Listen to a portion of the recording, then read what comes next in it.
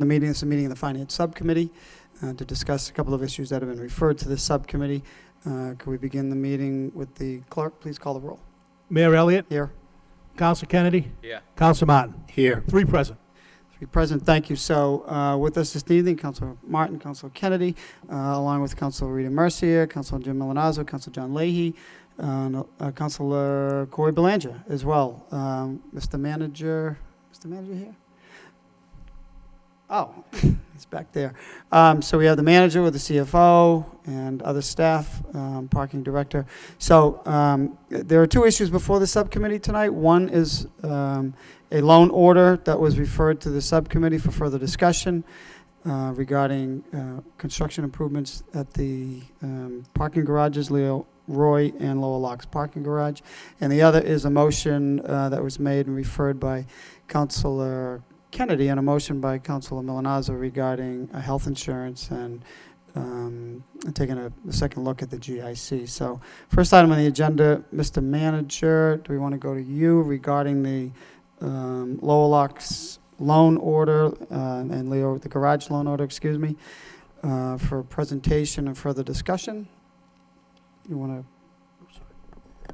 I see that we have a PowerPoint presentation, so. Thank you, Mr. Mayor. What I'd like to do is I'd like to ask my CFO, Connor Baldwin.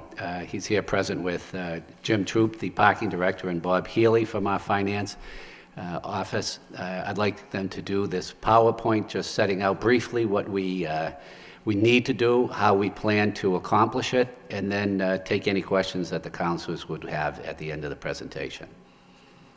Okay, thank you, Mr. Manager. Mr. Baldwin, if you could just by way of introduction, why we're here, what the loan order is, how many years, and then we'll go into the reasoning behind it, just for the people at home.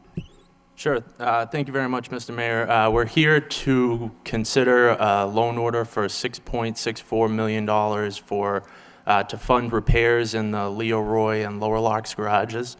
It was presented to the City Council by the City Manager and then referred to the Finance Subcommittee. So we've put together a presentation, and Parking Director Jim Troop is here with me to go over a number of items related to the loan order for further discussion. So through you, Mr. Mayor, to the members of the Finance Subcommittee, other councilors in attendance, and members of the public watching at home, the City Council was presented with an engineering study back in March of 2014 that projected the cost for repairing both garages at around $6 million. I'll begin by having Jim Troop, the city's parking director, review some of the reasons why the repair work on the Leo Roy garage and Lower Locks garages are necessary, and why the timing for funding those repairs is of the essence. Mr. Troop. Thank you. The first couple of slides actually show some very real conditions at both the Leo Roy and the Lower Locks garages. Back when we procured this study, we made a very conscious decision because the conditions of those garages seemed to be the worst of the city's garages. And the findings pretty much proved that we were right in our assumptions. If we're looking at some of the pictures, we have the fully corroded standpipes for the fire suppression systems in the garages. The top right picture shows an area marked for delamination where the concrete has actually came away from the reinforced rebar that's underneath. It's a condition that is unseen, but it was proven through chain dragging and other tests that they did to the concrete. The lower picture shows, again, the heavily corroded standpipe that is just a result of years of neglect and not having a preventive maintenance program in the garages. As we scroll to the next, you're looking at the vertical columns and cracking that is taken away. I guess if you want to look at the bright side of things, the structure is not compromised, and it doesn't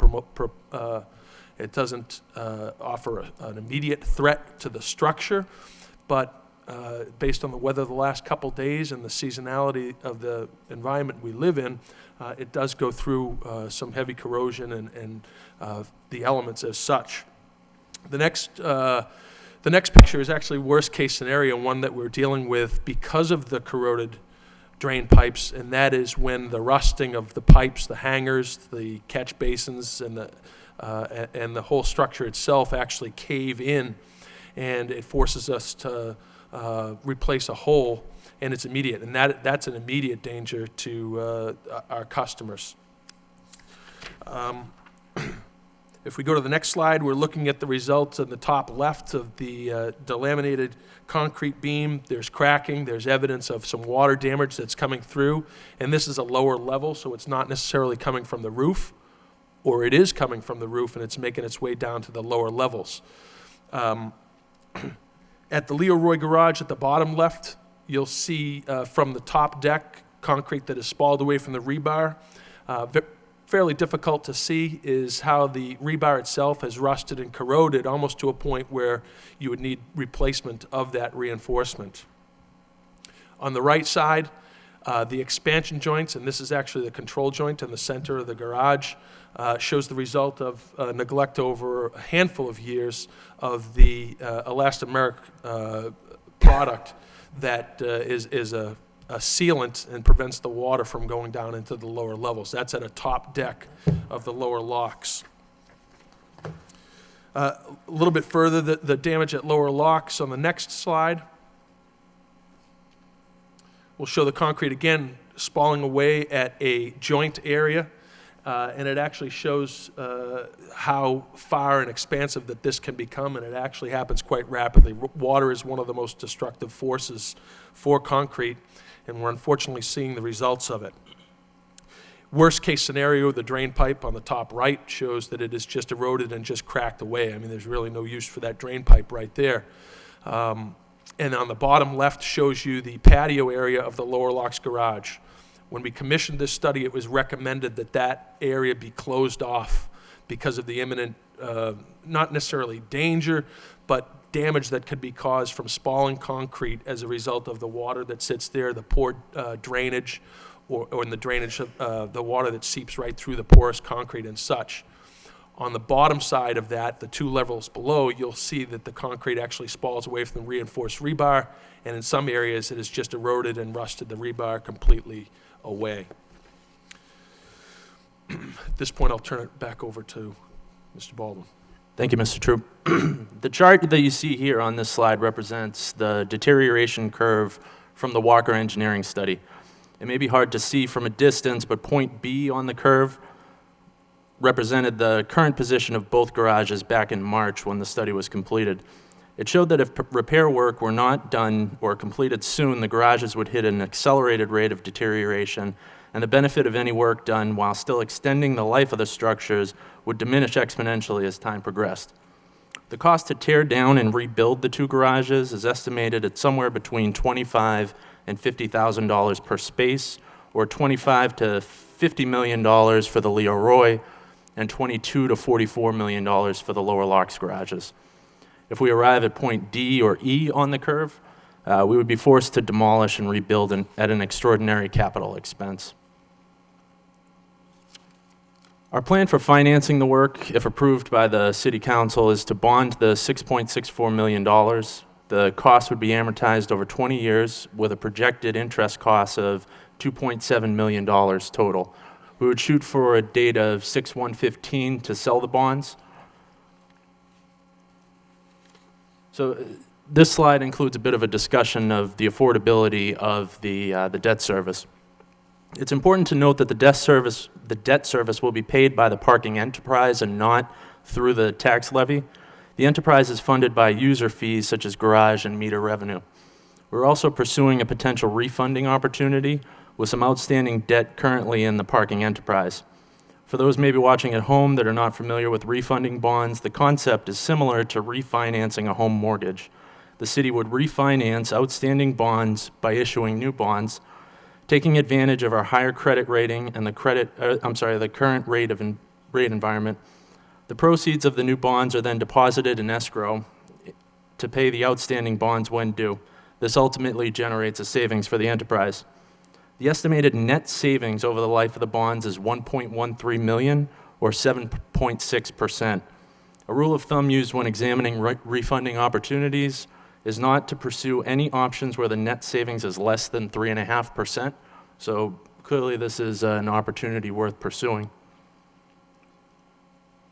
The next slide is the updated forecast for the Parking Enterprise Fund, including the projected new debt service, highlighted in yellow,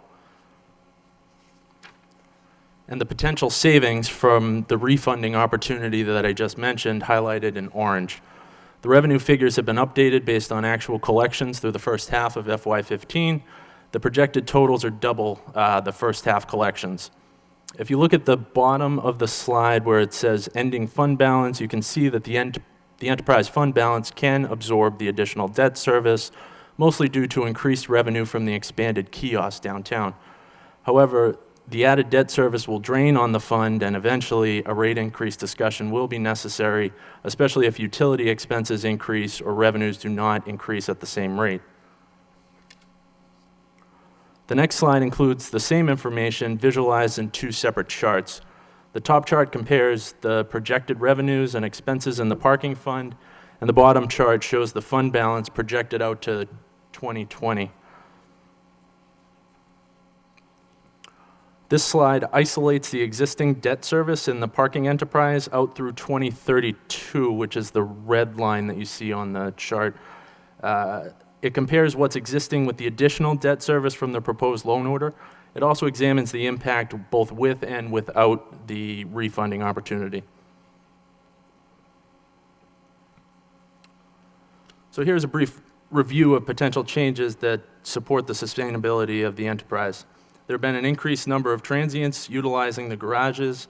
We have a number of new lease agreements and some potential revenue sources on the horizon as the council considers other options such as full enforcement of the parking ordinance. These and other developments will be incorporated into our forecasts as we move forward to further examine the health of the fund. This slide reviews a projected timeline of the work. I'm going to turn it back over to Mr. Troop, who can briefly summarize what's involved. So it looks like we've explained about 3 phases of the process. The design and construction of the work will be about 8 weeks. That's to develop the scope, detailed plans based on the conditions analysis that was delivered to us back in February, March 2014. At that point, we'll work with the city's procurement department and conduct the bidding process. And that's expected to be 4 weeks from advertisement to award, after the due diligence and such. After a projected mobilization for the awarded contract, the contract projection is anywhere from 16 to 18 months. 16 months is very aggressive, but we're comfortable with that because we feel that a project of this size is going to attract the best contractors that are out there. And we intend to bid this as a whole and not 2 separate projects. Again, that attracts the biggest and the best contractors that specialize in this work, so we think we'll get the most for our money. We're already assured that there'll be minimal disruption at the garages. They won't have to close the entire garages, similar to how the LRTA just completed their project. It'll be localized, so they'll only cordon off a couple of spaces at a time, or a couple of spaces per floor at a time. And we'll make sure that we give proper notification to our clients. We're also counting on our partner over at Lower Locks, the Inn and Conference Center in UMass Lowell, to have access to spaces down below that we don't normally have spaces to. Those are the nested spaces that have been part of their easement that they're entitled to. So we expect less disruption at the Lower Locks garage. In an ideal schedule, the start date for the project works out to be June 2015. Again, this contributes to the minimal disruption because it coincides with the end of school and the end of the graduation season. It'll give us a time to really assess how we're going to mobilize and how we're going to do this when students come back in September with minimal disruption. And it'll allow us to perfect that with a completion date of about December 2016. The next slide talks a little bit about an energy savings measure that we are able to explore. And we had some analysis done by Granite City Electric. Really, it comes down to almost 2/3 of the way down the slide. At the Leo Roy Garage, we have a real project cost of $64,980. National Grid's rebate worked out to be $33,156. Lower Locks Garage, since we weren't able to take part in the 2014 rebates, the cost estimate for the project is $45,000, and the rebate estimate is at $11,000. Those numbers to update maybe a little bit more. There are different products that are less expensive that do the same thing. The Leroy Garage, which has just been completed, took part in a top-of-the-line product, and now the lesser expensive products are actually catching up and able to qualify for the rebate. So we think that the cost estimate for that project might actually come down. The rebate estimate, it's to be determined. National Grid actually determines that rebate for 2015. The bottom line, annual savings on our utility costs for those two garages work out to be about $36,000. Over the lifetime of the bulbs, works out to be about $267,000. And those are pretty much real numbers and immediate savings that I don't think are really figured into the utility costs in the budget that was presented to you.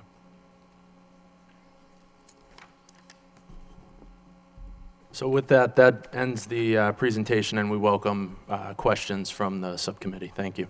Okay, thank you. Thank you, Mr. Baldwin. Thank you, Mr. Troop. We appreciate it. I know there are many questions, so we'll initiate it with the subcommittee and then proceed with other members of the council. Council Kennedy, then Council Martin. Thank you, Mr. Mayor. I guess I have really two main questions. I think that the idea of this refunding and the savings that you're projecting it's a smart thing to do. And I would imagine that after you did the analysis on this loan order, that you probably looked at the other loans that the city has. And I'm assuming that you came to the conclusion that it wouldn't work for other loan orders that the city has right now. Is that correct? Yes, that's right, Councilor. We examined all the outstanding debt in the general fund and in all the enterprises for any refunding opportunities. Sort of serendipitously, the one with the biggest bang for the buck, if you will, was in this outstanding loan order in the parking enterprise, which the timing was good with the repairs that needed to be done. There were two other general fund loan orders that were examined where the savings was much less, and where I spoke earlier about the 3.5% rule of thumb, it was just under. So this was the one where it made sense to move forward with refunding. The city did take advantage of refunding opportunities a number of years ago and sort of ran the well dry on savings there. When did that happen? Do you know when the city did that? Off the top of my head, I want to say 2010-ish. Okay. And my other question, I guess, is in your remarks, you indicated at the beginning that part of the reason that we're doing this is because there's a lot of deferred maintenance, and that came about because of some neglect. And so if we're going to do this and invest this kind of money on refurbishing, would it also make sense to have a schedule to make sure that we don't end up with deferred maintenance? In other words, an ongoing maintenance program, and do you have plans to fund for that, or what are you going to do about that? Yeah, that's actually the beauty of this project, is that it allows us to really put forth a real aggressive preventive maintenance programs at the other garages. This fiscal year, we did a waterproofing project at the Joseph Downs garage. It cost about $100,000 for us to do out of our normal operating budget. We couldn't undertake that every year for every garage in the conditions that they are now. But the plan is that we can explore a lot of preventive maintenance, not only from waterproofing projects. We can clean and flush out the drainage systems and really extend the lives of each of those. We can talk about the joint sealants and the caulking that has a life expectancy far less of concrete. That addresses some of the issues. Localized concrete repair. We have a plan in place that addresses putting together a very aggressive preventive maintenance program that actually allows us not to be looking for more money in X years for the other garages. So we're looking at extending all the garages. The focus, unfortunately, has to be on these two based on the pictures that we showed tonight. Okay, and when will that plan, when will you have that As soon as this is approved, I can use money from this fiscal budget to start that, so basically immediately. Okay, and then that would be every year you would do that? Correct. Right? Yeah, we'd have to do some analysis to see what the costs are and then determine, the specific need. Okay, how old are these garages? Call them 35 to 40 years each. Okay. And so if we had been a little bit more diligent, and I realize that we've come through difficult times over the past decade financially when we maybe didn't have the money to spend on that, but if we had, and if we had kept up with the maintenance on an ongoing basis, what would be the life of the garages then? Would we be able to? It would really depend on the preventive maintenance program. If you have an accurate preventive maintenance program that addresses the life expectancy of any of the products, whether it's drain pipes, whether it's concrete, and there are schedules available to tell you what the expected life of all of that stuff is, it really depends on how aggressive the preventive maintenance program and how quickly you start. Unfortunately, in today's day and age, a lot of people put up these buildings, think they're going to last forever, and then they just neglect to incorporate a preventive maintenance program right off the bat. So.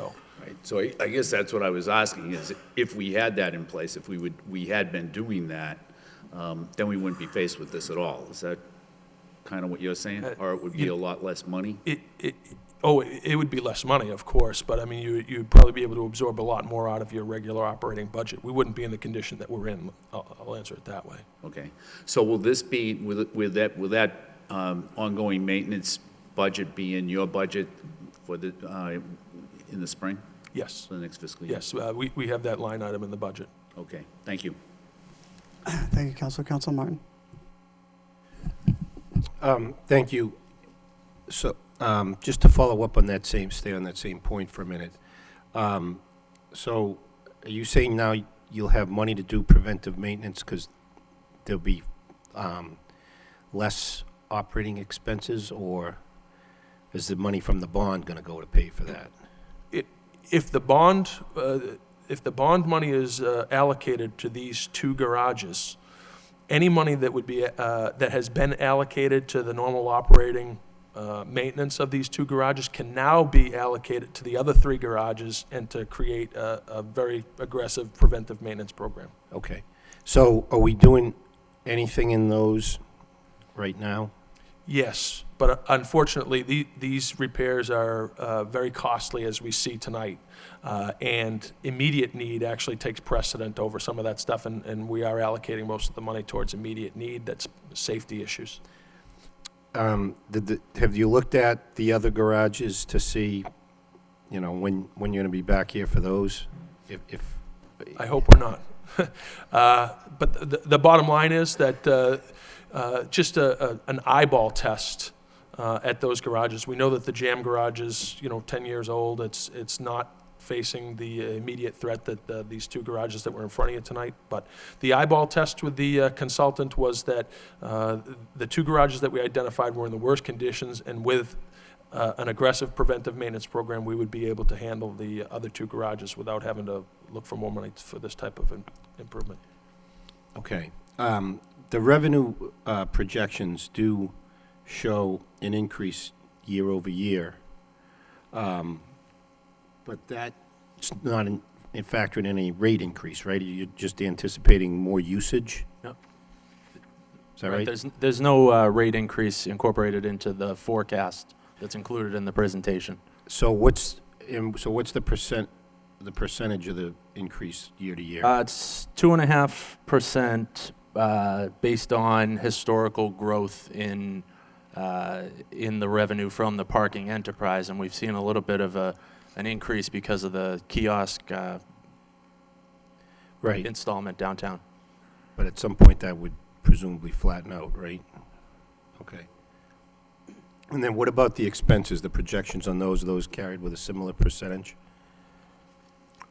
Yeah, excuse me, yes, we're very conservative in forecasting both the revenues and expenses. As you can see, salary and wages, I think, is somewhere between 2.5% to 3%. And the debt service is based on our debt service schedules. Utilities, somewhere around 3 to 5%, I believe.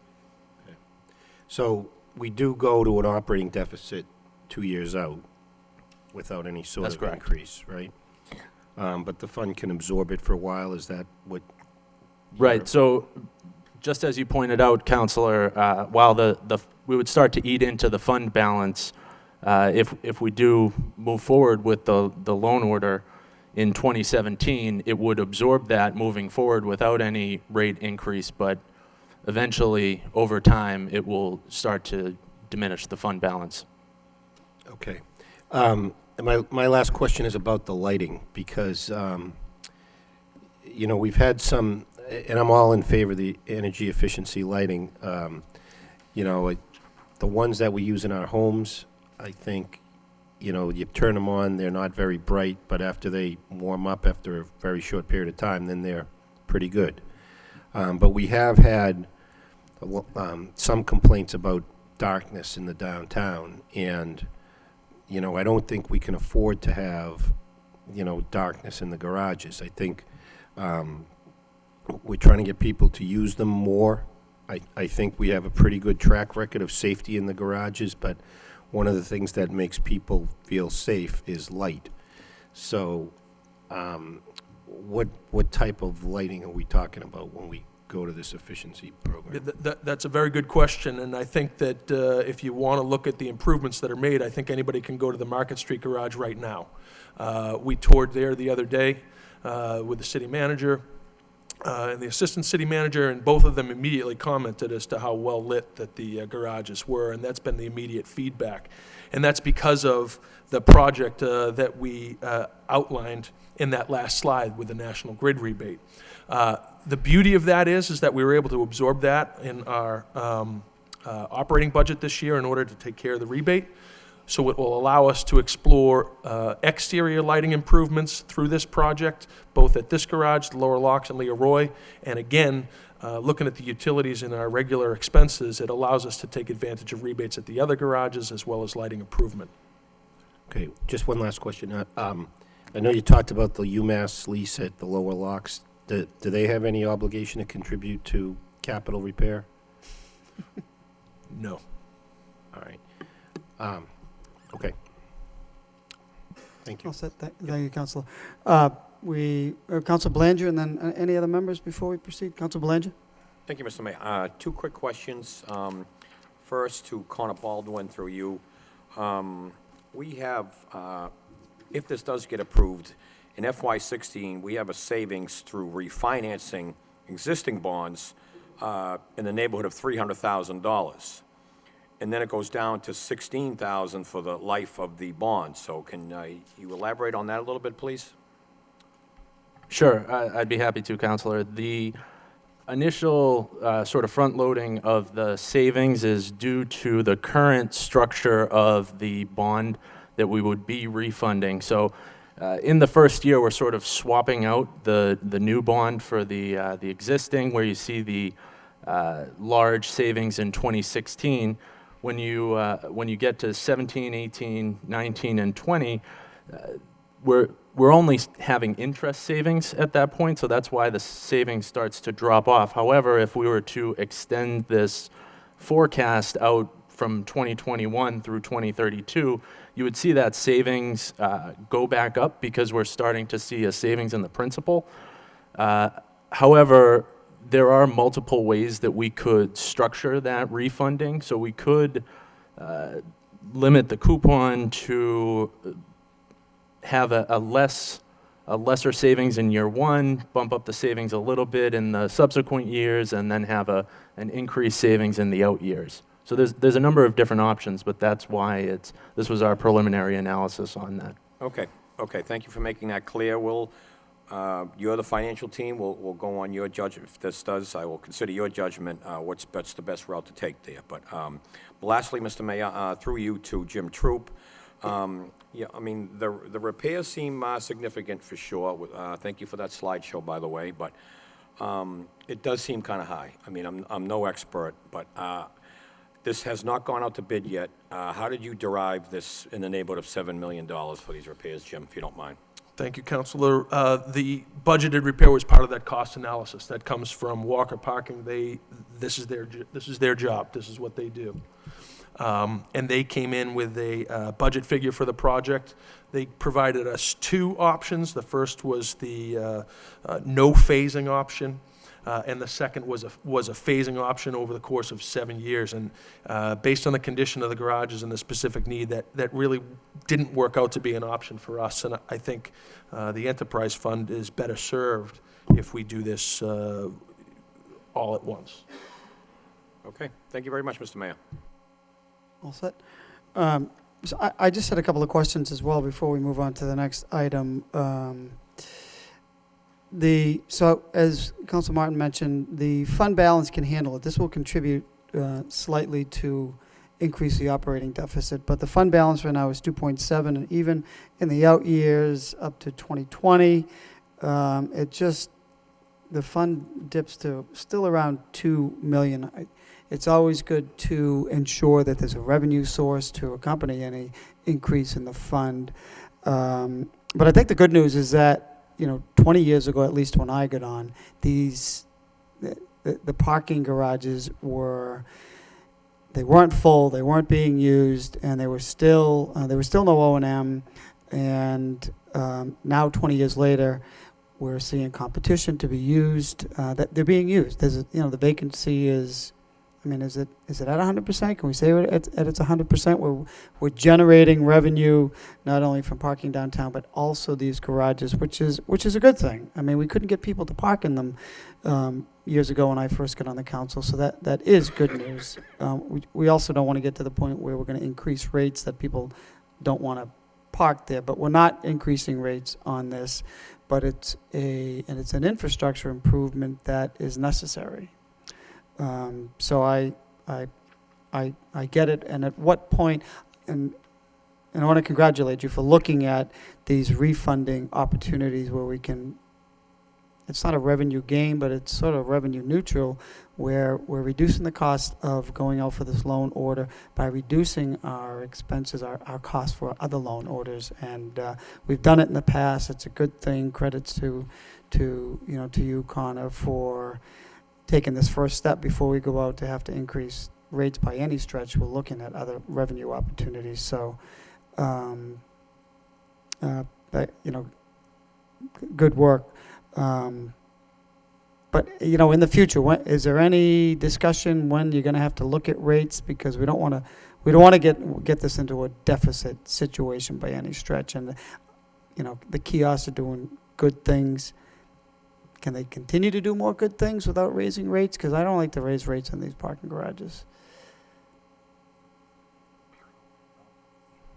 Well, I think it's certainly a matter of discussion that the council should be having as we get into these outer years. However, once we go through 2 or 3 years without any discussion of any rate increase, I would say that would be the point where I would recommend some discussion of the rates take place, if not before then. Okay.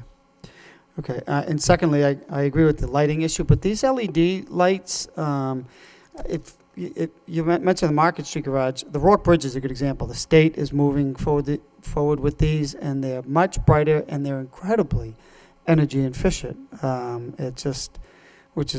Should be a sign of our, technology progress. They're lighter and they're cheaper, and that's what you're going in with these LEDs.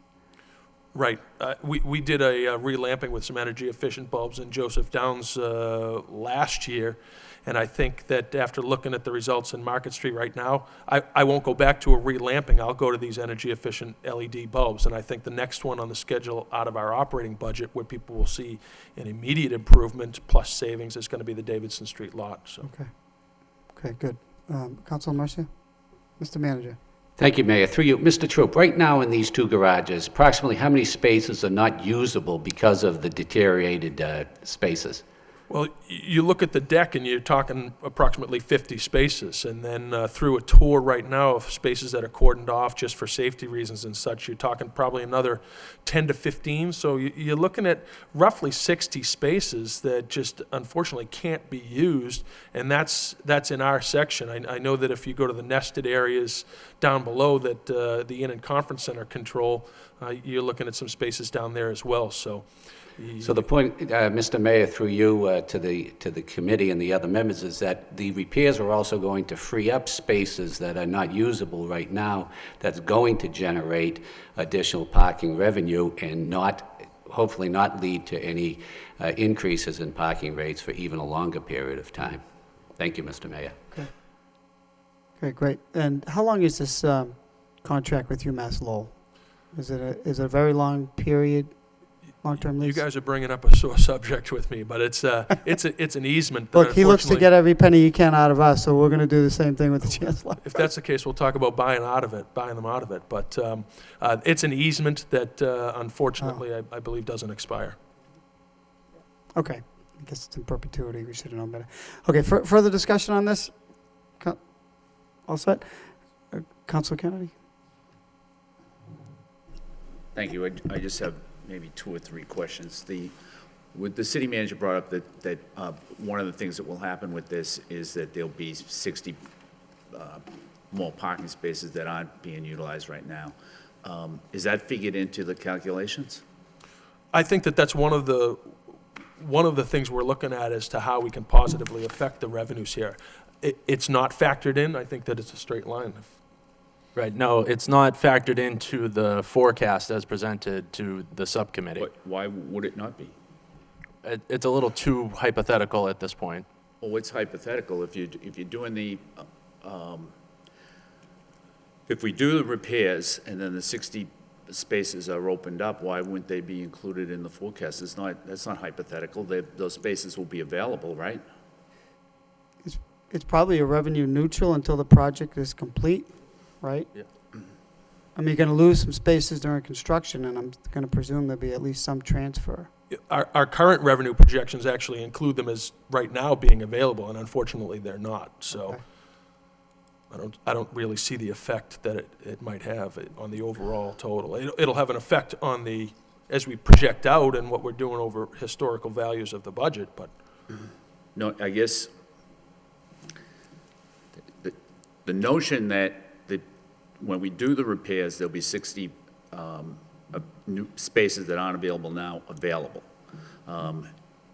If that's correct, and I think it is, and that should offset the deficit starting in 2017, then my question is, when you did this analysis, why wouldn't you have included those 60 spaces in the analysis? I think I may have misunderstood your question at first. The projected revenues for the enterprise in the years, the out years, is based on historic collections. So it's based, the percentage of the historic collections goes into the escalator that's used for the future projections.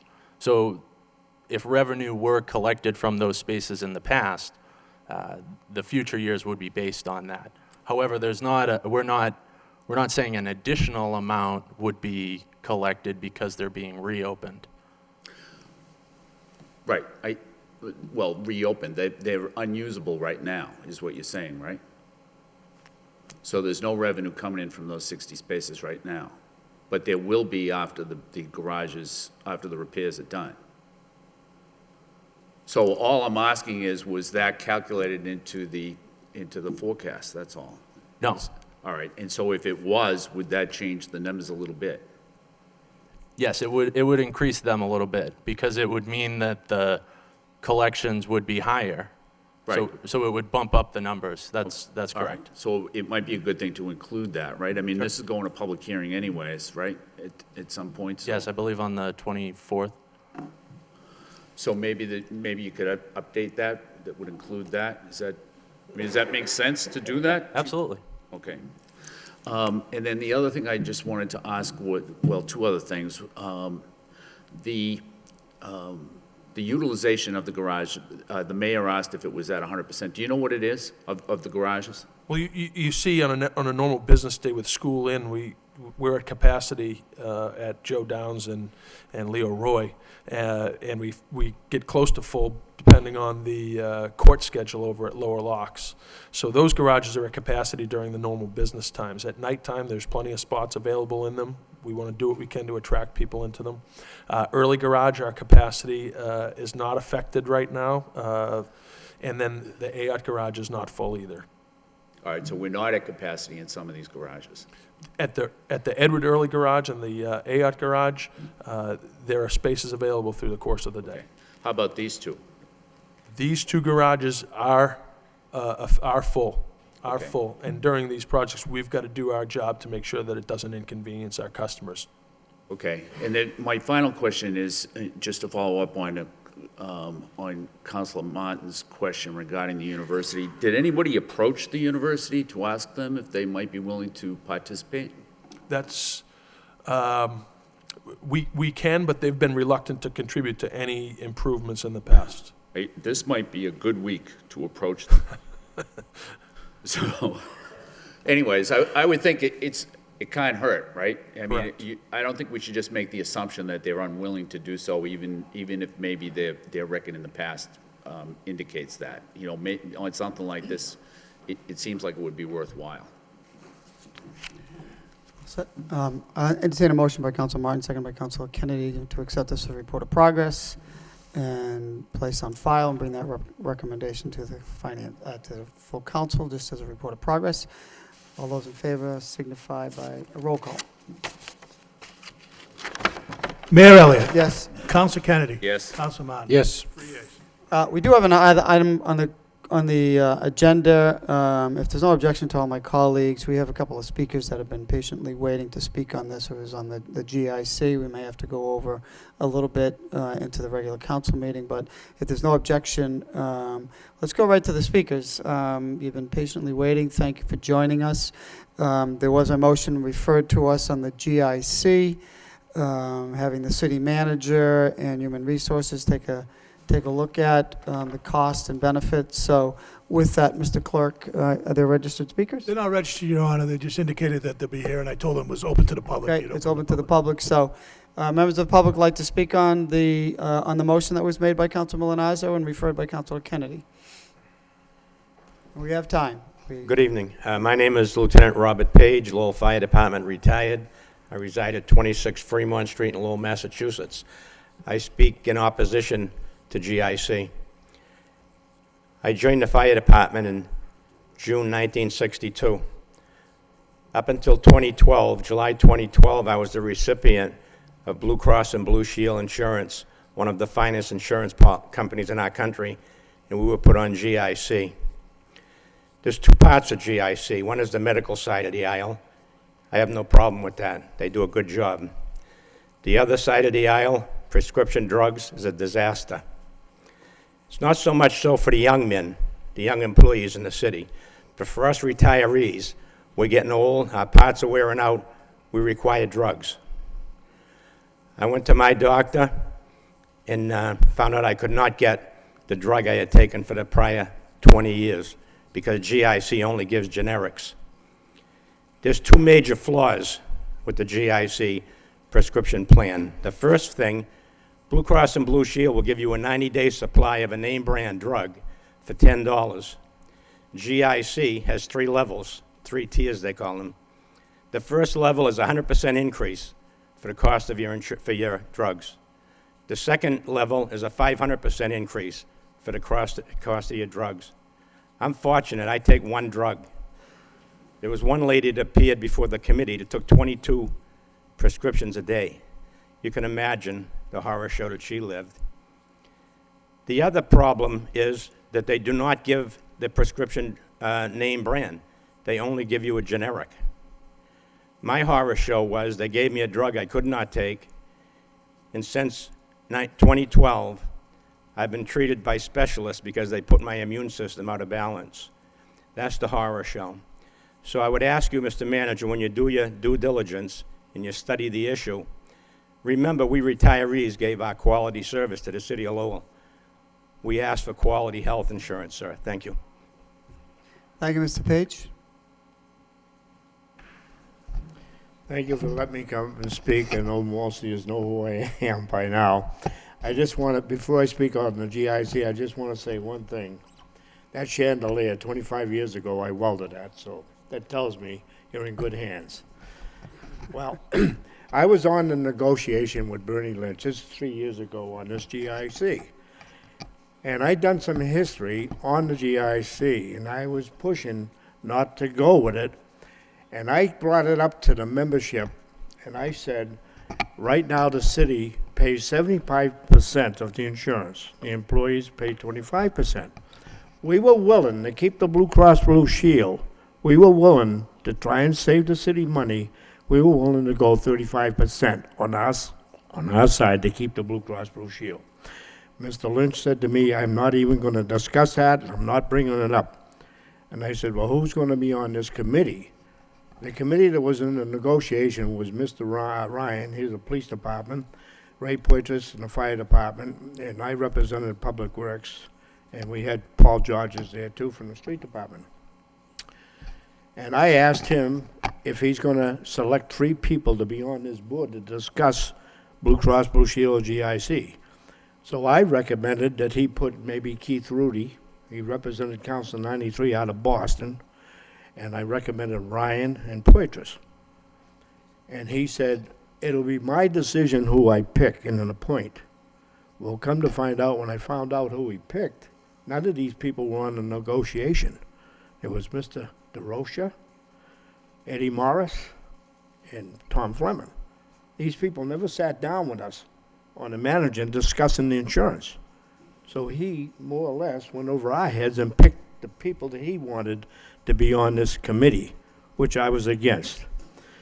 But to be honest with you, what happened on the prescriptions, Mr. Page was just explaining, okay?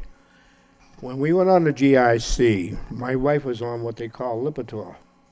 When I was on Blue Cross Blue Shield, 90-day supply was $10. When we went to the GIC, that same prescription, Lipitor, cost $120. So I done a little investigation. I went to different pharmacies to try and find out if I could get a better deal at different pharmacies. Well, it seems like there was some kind of a deal made downtown. Well, we'll call it the State House, all right? You could not get 90-day supply. No matter what pharmacy you went to, you had to go to CVS. They had the franchise of the whole thing. I tried to go to others, and they said, we can't go 90 days because of the deal that CVS made, you know? So to let you know, and I still feel the same way, I am willing, and I would bring it back to the membership. I would like to have the Blue Cross Blue Shield back, and I think they're going to be up. There's going to be a bid, if I'm not mistaken. They said in 3 years, all insurance companies, that's Harvard, Metro, you name the insurance companies, are going to come back for a bid. What happened when GIC bid, sure, it was low. It was lower than Blue Cross Blue Shield. That's why they accepted the GIC. But in the 3 years that we've been on this GIC, it has increased 3 times. Now, I don't know if you people are familiar with what just happened down in Boston. Your new governor has already picked out GIC. He said they have spent $155 million in the red, whoever the commissioner is on this GIC. I like to know, that's a lot of money, $155 million, you know? And I'm part of it, paying for it, along with all the retirees. So I want to appreciate you letting me talk to you, okay? Thank you very much. Thank you, Mr. Dunn. We appreciate it. Mr. Manager, I know you were doing some preliminary analysis of this. Any comments where we are with GIC? No, I appreciate the comments of Mr. Page and Mr. Dunn, and we'll always be looking to make sure that the retirees are protected. And we have a PEC program that we have with this. There's money set aside to address extraordinary expenses, so you should probably look into that also if you have extraordinary expenses. But You know, we have looked in, we're locked into GIC for another 3 years, but 3 years isn't that long out to start planning for a new carrier. The Blue Cross Blue Shield was lower in Saugus, but as it turned out, the clientele down in Saugus, it was a totally different type of population in Saugus. Plus the fact their Blue Cross Blue Shield plan mandated that if you got ill, you had to go to Saugus Hospital.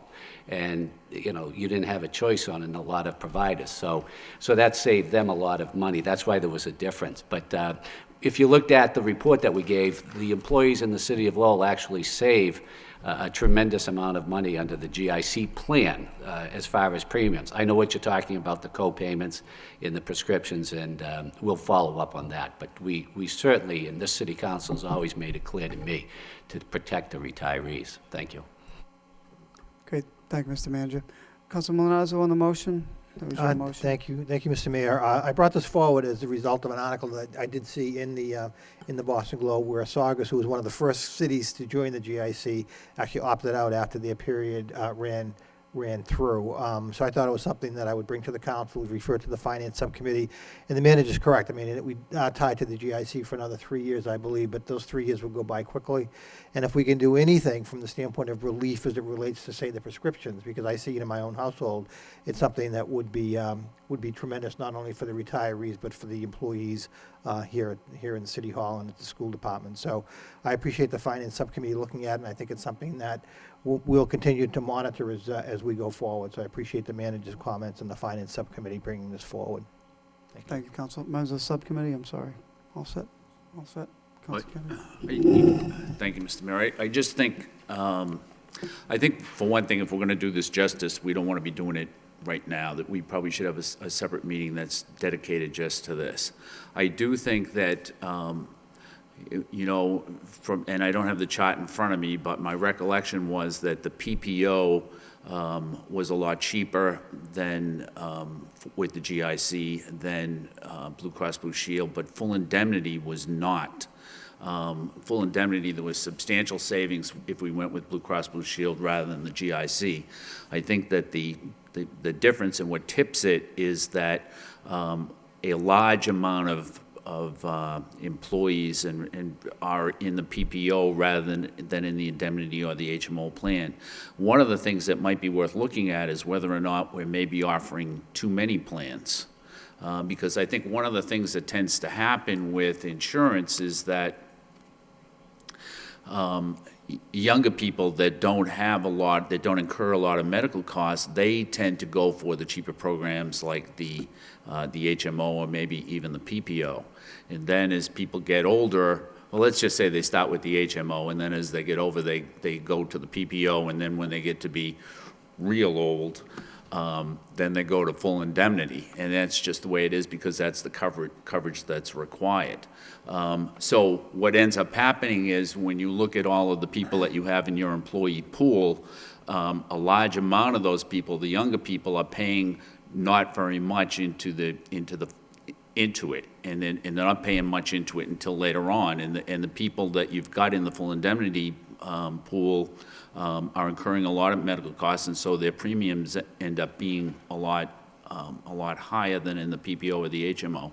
And so for that reason and maybe other reasons, I think maybe we're offering 12 different plans now, and maybe we don't need to be offering so many plans. Maybe it would be better if we were to whittle down the number of plans that we offered, and that may end up helping the situation. Maybe it won't, but you know, insurance is a huge amount of the city's budget, and so it's worth taking a real close look at it, and that's what I think this subcommittee should continue to do. But I think it's going to take more time than a few minutes before the meeting, which is already late starting. So if we could, I guess I would make a motion that the subcommittee meet at another time in the future to discuss just insurance.